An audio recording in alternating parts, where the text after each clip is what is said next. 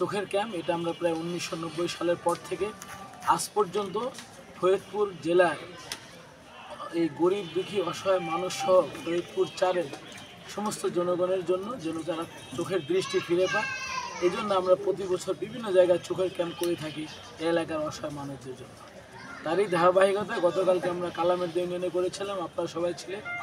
আজকে বাংলাদেশের ঐতিহ্যবাহী আর একটা ইউনিয়ন, সেটা হচ্ছে কাউলিবেড়া ইউনিয়ন, কাজী ওয়ালিউল্লাহ উচ্চ বিদ্যালয়ে আজকের এই চোখের ক্যাম্প অনুষ্ঠিত হচ্ছে। আল্লাহর কি রহমত, দেখেন এই এলাকার মানুষের যে কি পরিমাণ ছানি রোগী আছে।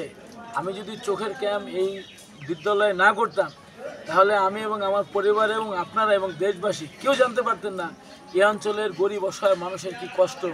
কত মানুষ চোখের দৃষ্টি ফিরে পাচ্ছে না শুধু ছানি অপারেশন না করার কারণে। একটা ছানি অপারেশন 4 থেকে 500 রুগী হবে ছানি অপারেশনের জন্য।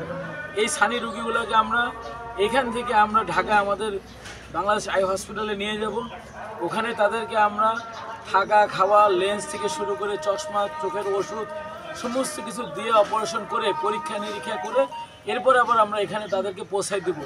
এই কাজটা আমরা সবসময় করে থাকি, মানে জামাই আদর যাকে বলে ওই কাজটা আমরা করে থাকি। আর একটা কথা আপনাদের না বললে না, সেটা হচ্ছে ইতিমধ্যে আমি কিছু খবর পাচ্ছি, সেটা হচ্ছে এই অঞ্চলে কিছু মানুষ, কিছু সংগঠন আপনার চোখের ফ্রি চিকিৎসা দিতে যাচ্ছে এবং বিভিন্ন ধরনের কার্যক্রম তারা চালাচ্ছে।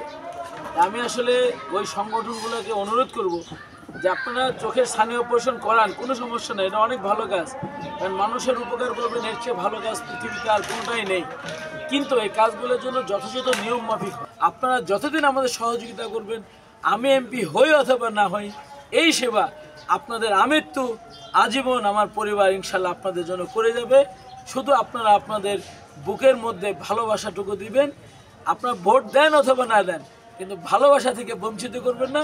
আমরা যেন আপনাদেরকে এই সেবাগুলো দিয়ে যেতে চাই নিঃস্বার্থভাবে ইনশাল্লাহ। আরেকটা কথা বলে রাখি, সবসময় বলি, আমি কিন্তু কখনো কোনো রাজনৈতিক দলের সাথে ছিলাম না, আজও নেই।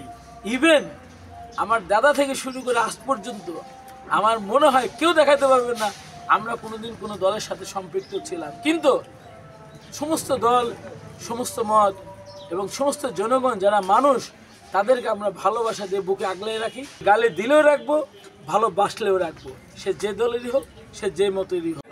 9টা ইউনিয়ন আলহামদুলিল্লাহ কমপ্লিট।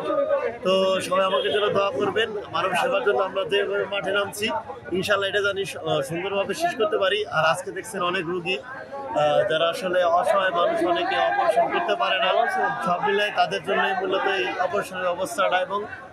এবং জানেন গতকালকে আমরা প্রায় 300+ রুগী দেখছি, তার মধ্যে আমাদের 80 জন রুগী বাছাইকৃত হয়েছে, যারা ইতিমধ্যে কালকে আজকের মধ্যে অপারেশনের জন্য চলে যাবে ঢাকায়। সবাই দোয়া করবেন, আর আজকেও যত রুগী ধরা পড়বে তাদের অপারেশনের সুব্যবস্থা করে দিন।